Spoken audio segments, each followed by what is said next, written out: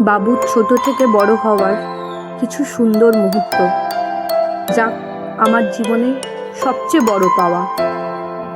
অবিস্মরণীয় হয়ে থাকা কিছু মুহূর্ত, যেগুলো আমার, ওর পাপার, আমার গোটা পরিবারের কাছে একটা কি বলবো, এমন পাওয়া, যে পাওয়ার কথায় ব্যক্ত করা যাবে না।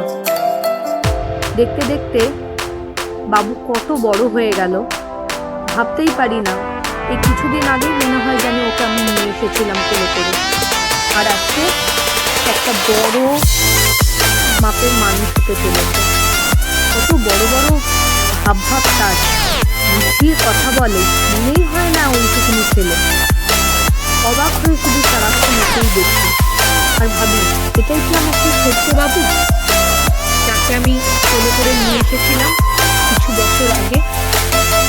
আর একটু ছোট থাক না সোনা, আর একটু মামামের আদর খা, পাপার স্নিগ্ধটার মধ্যে তুই বড় হ, পাপার সান্নিধ্যে থাক। পাপা তোকে অনেক ভালোবাসে, মাম্মা তোকে অনেক ভালোবাসে।